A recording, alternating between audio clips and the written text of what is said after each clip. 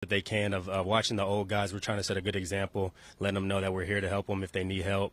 I know they have a lot of extra time with the coaches and the strength staff, so I'm just encouraging them to, if they're going to make a mistake, make sure you make it full speed. Try not to think as much and trust yourself while you're out there. But if you could put the time and the work in outside of these walls, then it'll give you more confidence when you come out here on the field. I know it's early, but talk about the differences in the enemy's offense that you've seen so far. I think Coach EB is really, like I said, he's detail oriented, and I feel like our offense has a lot of options where you could go with the football, and even when you're lined up, depending on what the defense is doing, we have a chance to adjust our route. So, like I said, it just forces us players to be very detail oriented. But I know when the games come around, we'll have a chance to be successskul. You had a few years of these voluntary practices in the summer under your belt. So what do you get out of this now?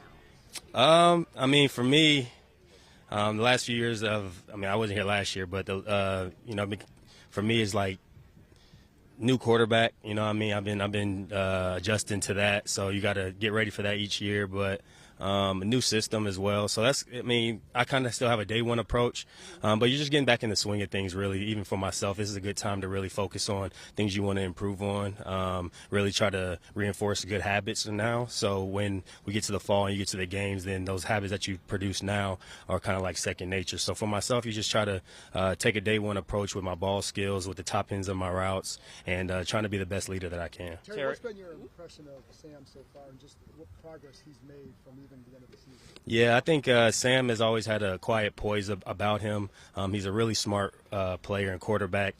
He doesn't make too many mistakes when he's out there, and you can tell he's getting more comfortable being in a leader in a vocal role. I think EB and the offensive staff really put a lot of onus on him to come out and take control of the huddle, so make sure the splits are right, and he's running the show, and I think he's doing a really good job of that, and he's doing a good job of communicating with us, and just his play on the field. The ball comes out his hand really, really well, and he has a good feel of where we are so far, so we're just going to continue to try to build with him and give him as much confidence as possible. Have you paid much attention to the sale? What's going on with that? Obviously, yeah, you see it. I'm just ready to be done talking about it, but it's part of where we're at, and I think we're all just looking forward to this season. Do you have any thoughts with a new owner coming in? Nah. Nah. Terry, when you missed OTAs last year, is there, Chase and Montez are going through kind of similar, so is there value in missing time holding out, or what's kind of the player's perspective of missing OTAs in the contract? Yeah, I think it's a good question. I think each guy is different. Last year, obviously, I had things going on with my contract, and that was certain things that have to be taken care of. I know we all want to be out here and putting our best foot forward, but when I was out last year, I had the support of all my guys, and it was on me to make sure I came back and was ready. I feel like we're all pros at this level, so if you missed that time during the OTAs, I think there's still time for you to come back and be prepared for the season. I didn't feel like I really had a drop-off last year. I kind of missed some time with Carson, but I was able to feel like, I was in shape when I got back and was ready to go. So I trust those guys that aren't here, that they're going to be back and ready to go when that time is to come, but each guy's situation is different, and, we all understand that this is a business as much as it is football. And is it just, you don't show up to avoid injury, or is there actual leverage that can be created by your absence?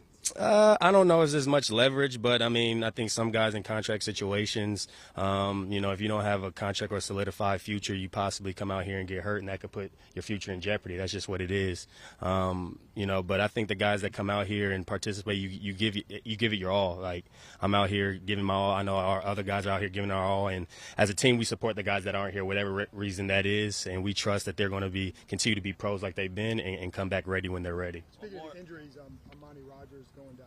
Yeah. What Yeah, you don't want to see anybody get hurt during this time. I know football is, there's going to be injuries, but I think Armani was doing a great job of trying to make sure he was going to help us this year. And I think his development as a tight end has been really great from year one to year two. He's an explosive guy. I think we saw last year that he was great in the backfield sometimes, run after the catch. So, that's a loss for us, him going down. And, you just hope with the other guys that we have, they could pick up the slack and be ready. Thank you, Terry. Appreciate you guys. Thanks, Terry. Yep. Good seeing you. Y'all good to see you too.